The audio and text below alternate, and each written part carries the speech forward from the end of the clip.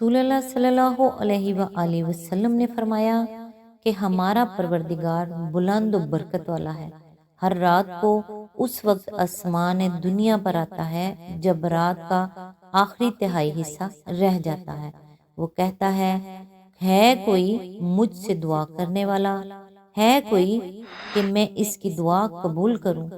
कोई है जो मुझसे मांगने वाला है कि मैं इसे दूं? कोई मुझसे बख्शिश तलब करने वाला है कि मैं उसको बख्श दूं?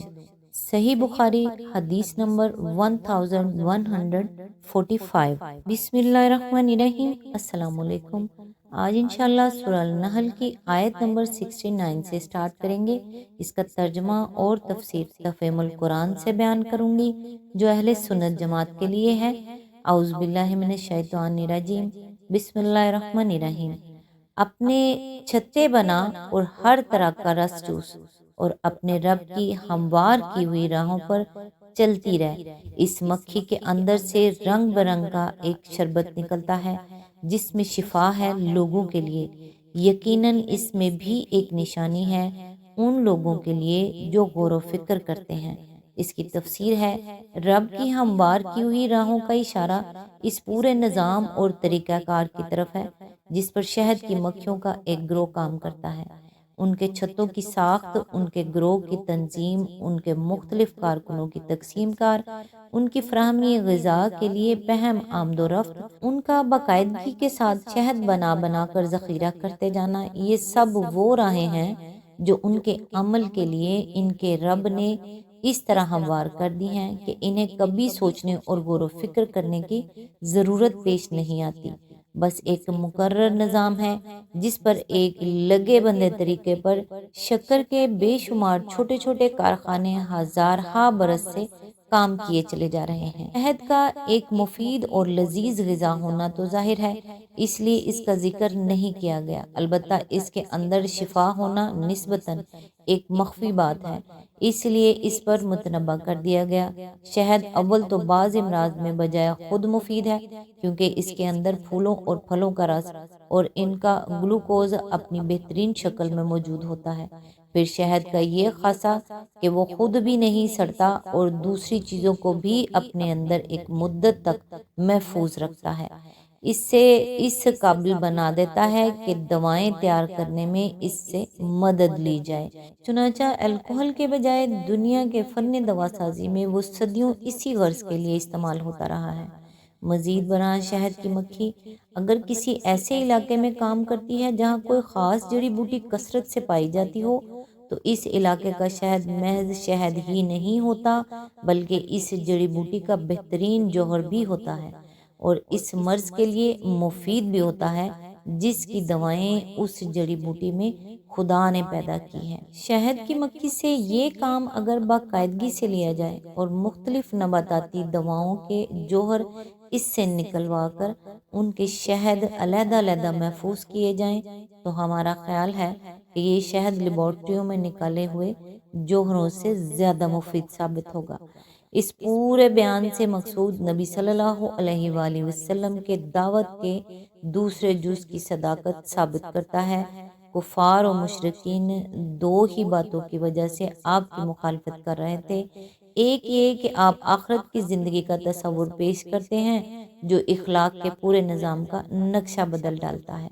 दूसरे ये कि आप सिर्फ एक अल्लाह को मबूद और मता और मुश्किल कुशा फरियाद रस करार देते हैं जिससे वो पूरा निज़ाम ज़िंदगी गलत करार पाता है जो शिर्क या दोहरियत की बुनियाद पर तामीर हुआ है। दावत मोहम्मदी सल्लल्लाहु अलैहि वसल्लम के इन्हीं दोनों अज्जा को बरहक साबित करने के लिए यहाँ आसार कायनात की तरफ तवज्जो दिलाई गई है। बयान का मुद्दा ये है कि अपने गिरदो पेश की दुनिया पर निगाह डालकर देख लो, ये आसार जो हर तरफ पाए जाते हैं नबी के बयान की तस्दीक कर रहे हैं या तुम्हारे ओहाम और तखय्युलात की। नबी कहता है कि तुम मरने के बाद दोबारा उठाए जाओगे। तुम इसे एक अनहोनी बात करार देते हो मगर ज़मीन हर बारिश के मौसम में इसका सबूत फराहम करती है।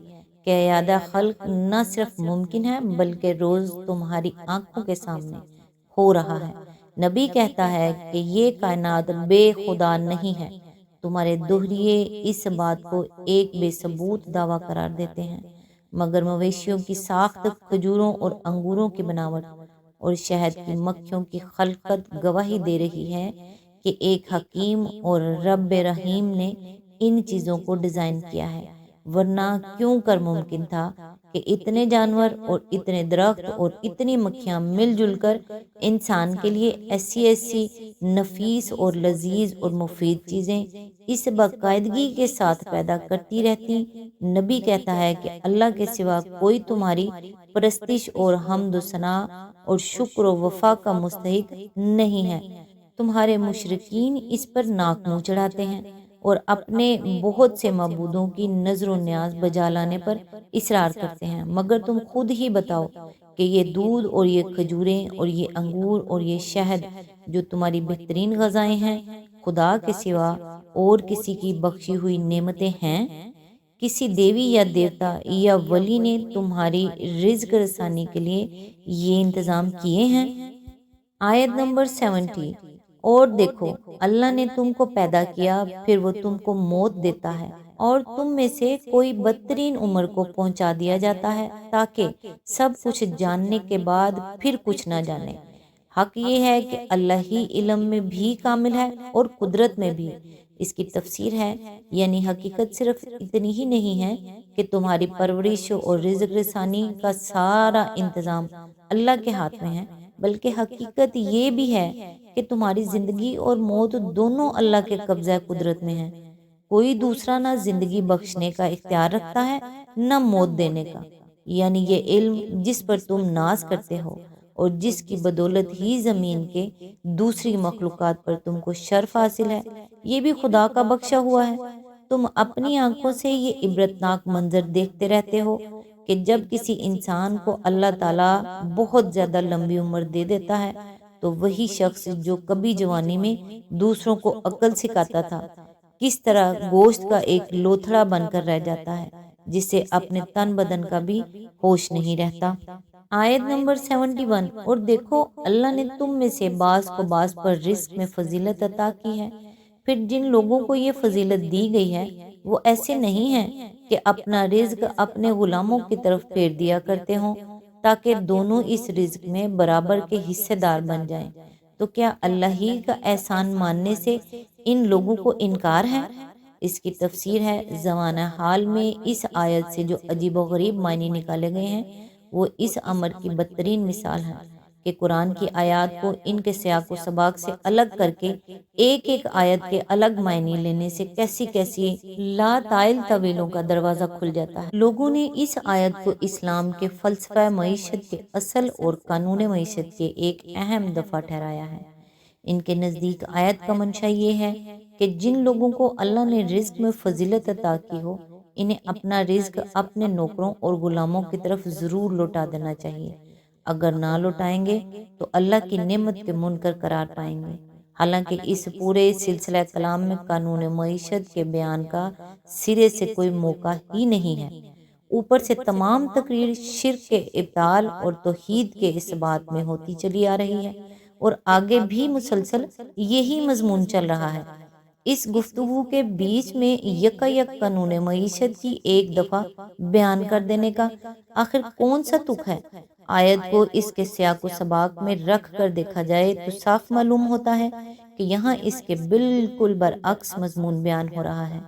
یہاں استدلال یہ کیا گیا ہے کہ تم خود اپنے مال میں اپنے غلاموں اور نوکروں کو جب برابر کا درجہ نہیں دیتے حالانکہ یہ مال خدا کا دیا ہوا ہے، تو آخر کس طرح یہ بات تم صحیح سمجھتے ہو کہ جو احسانات اللہ نے تم پر کیے ہیں ان کے شکریہ میں اللہ کے ساتھ اس کے بے اختیار غلاموں کو بھی شریک کر لو، اور اپنی جگہ یہ سمجھ بیٹھو کہ اختیارات اور حقوق میں اللہ کے یہ غلام بھی اس کے ساتھ برابر کے حصے دار ہیں۔ ٹھیک یہی استدلال اسی مضمون سے سورہ روم آیت نمبر 28 میں کیا گیا ہے۔ وہاں اس کے الفاظ یہ ہیں ضرب لکم مثلا من انفسکم حلکم مما ملکت ایمانکم من شرکاء فیما رزقناکم फ़अंतुम फ़ीही सवाउन तख़ाफ़ूनहुम कख़ीफ़तिकुम अनफ़ुसकुम कज़ालिका नुफ़स्सिलुल आयाति लिक़ौमिन याक़िलून। यानी अल्लाह तुम्हारे सामने एक मिसाल खुद तुम्हारी अपनी ज़ात से पेश करता है। क्या तुम्हारे इस रिस्क में जो हमने तुम्हें दे रखा है, तुम्हारे गुलाम तुम्हारे शरीक हैं, हत्ता कि तुम और वो इसमें बराबर हों, और तुम उनसे इसी तरह डरते हो जिस तरह अपने बराबर वालों से डरा करते हो। इस तरह अल्लाह खोल खोल कर निशानियां पेश करता है उन लोगों के लिए जो अक्ल से काम लेते हैं। दोनों आयतों का तकाबुल करने से साफ मालूम होता है कि दोनों में एक ही मकसद के लिए एक ही मिसाल से इस्तदलाल किया गया है और इनमें से हर एक दूसरी की तफसीर कर रही है। शायद लोगों को गलत फहमी आफब नेमतिल्लाही यजहदून के अल्फाज से हुई है। उन्होंने तमसील के बाद मुतसल्लन ये फिक्रा देखकर ख्याल किया कि हो ना हो इसका मतलब यही होगा कि अपने जेर दस्तों की तरफ रिजक न फेर देना ही अल्लाह की नेमत का इनकार है। हालांकि जो शख्स कुरान में कुछ भी नजर रखता है वो इस बात को जानता है कि अल्लाह की नेमतों का शुक्रिया गैर अल्लाह को अदा करना इस किताब की निगाह में अल्लाह की नेमतों का इनकार है। ये मजमून इस कसरत से कुरान में दोहराया गया है कि तलावत और तदब्बुर की आदत रखने वालों को तो इसमें इश्तबा पेश नहीं आ सकता। अलबत्ता इंडेक्सों की मदद से अपने मतलब की आयात निकाल कर मज़ामीन तैयार करने वाले हजरात इससे नावाकिफ हो सकते हैं। नेमत इलाही के इनकार का ये मफहूम समझ लेने के बाद इस फिक्रे का ये मतलब साफ समझ में आ जाता है कि जब ये लोग मालिक और ममलूक का फ़र्क खूब जानते हैं और ख़ुद अपनी ज़िंदगी में हर वक्त इस फ़र्क को मलहूज रखते हैं, तो क्या फिर एक अल्लाह ही के मामले में इन्हें इस बात पर इसरार है कि उसके बंदों को इसका शरीक व सहीम ठहराएं और जो नेमतें उन्होंने इससे पाई हैं इनका शुक्रिया उसके बंदों को अदा करें। आज तक के लिए इतना ही।